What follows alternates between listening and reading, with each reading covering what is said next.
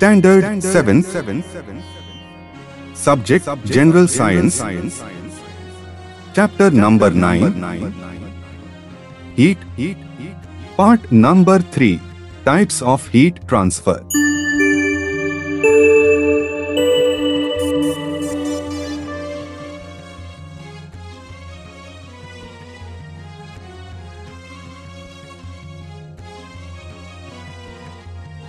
अधिकचा सराव करण्यासाठी या चॅनेलला सबस्क्राइब करा, बेल आयकॉनवर क्लिक करा आणि व्हिडिओला लाईक करायला विसरू नका.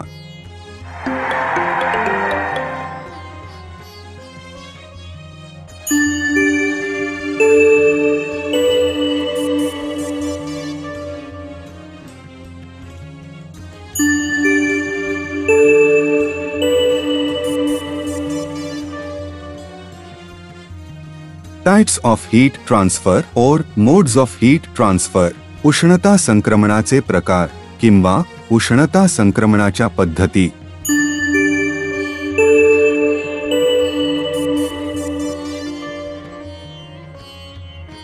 There are 3 types of heat transfer. उष्णतेच्या संक्रमणाचे 3 प्रकार आहेत. कंडक्शन उष्णतेचे वहन, कॉन्वेक्शन अभिसरण and रेडिएशन आणि प्रारण.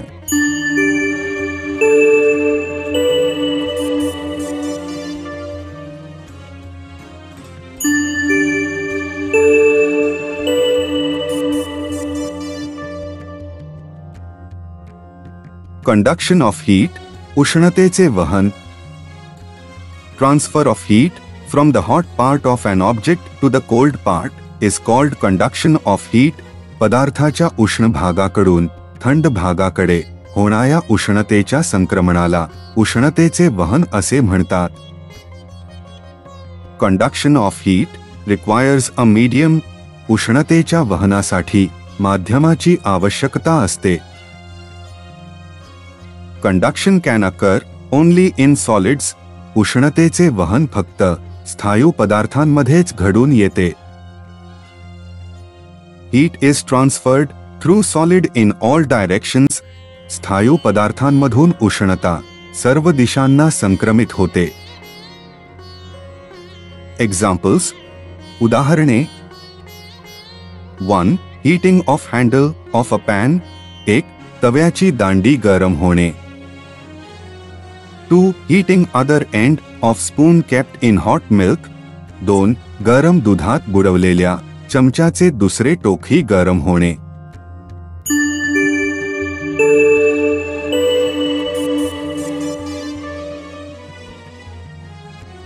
कन्वेक्शन ऑफ हीट उष्णतेचे अभिसरण.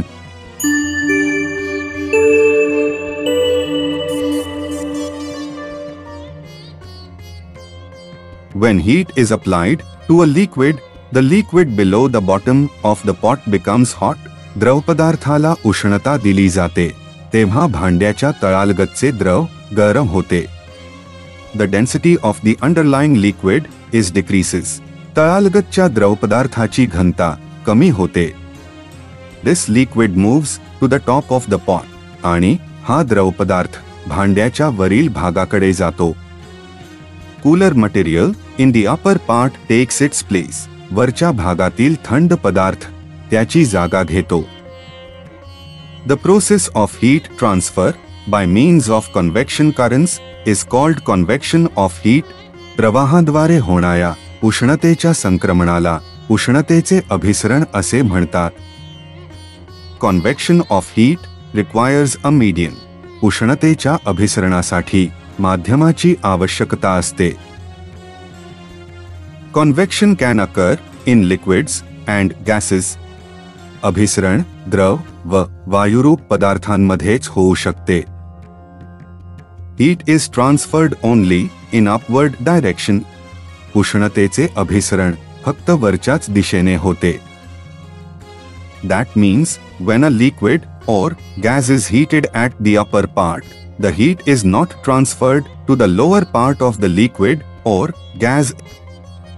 म्हणजेच जेव्हा वरच्या भागातील द्रव किंवा वायू पदार्थाला उष्णता दिली जाते तेव्हा द्रव किंवा वायू पदार्थाच्या खालच्या भागाकडे उष्णतेचे संक्रमण होत नाही.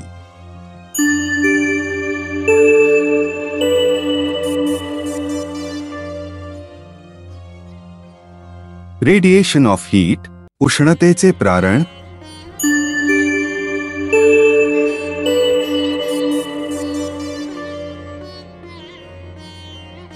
The transfer of heat that takes place without a medium is called radiation. कोणतेही माध्यम नसताना होणाऱ्या उष्णतेच्या संक्रमणाला उष्णतेचे प्रारण असे म्हणतात. Radiation of heat does not require any medium. उष्णतेच्या प्रारणासाठी कोणत्याही माध्यमाची आवश्यकता नसते. Radiation occurs in gases and vacuum. उष्णतेचे प्रारण वायू आणि निर्वात पोकळीत घडून येते. एक्झाम्पल्स, उदाहरणे. सोलर हीट रीचिंग अर्थ, सूर्याची उष्णता पृथ्वीवर पोहोचणे. हीट फ्रॉम बॉनफायर, शेकोटीपासून मिळणारी उष्णता.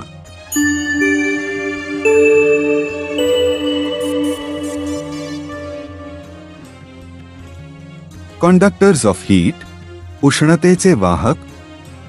There are two types of conductors of heat. उष्णतेच्या वाहकाचे दोन प्रकार आहेत.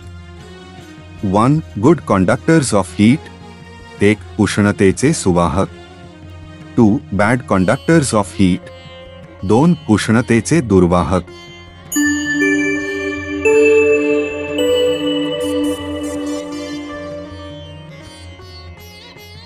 One good conductors of heat. एक उष्णतेचे सुवाहक. Substances which easily transfer heat are called good conductors of heat. जे पदार्थ उष्णता सहजपणे वाहून नेतात त्या पदार्थांना उष्णतेचे सुवाहक असे म्हणतात. एक्झाम्पल्स, उदाहरणे. कॉपर, तांबे. गोल्ड, सोने. Aluminium, aluminium.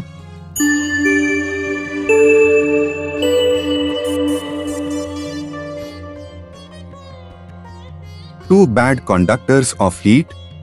Substances which do not transfer heat are called bad conductors of heat. उष्णतेचे दुर्वाहक जे पदार्थ उष्णतेचे वहन सहजपणे करत नाहीत अशा पदार्थांना उष्णतेचे दुर्वाहक असे म्हणतात. एक्झाम्पल्स, उदाहरणे. वुड, लाकूड. Plastic, plastic. पेपर, कागद. ग्लास, काच.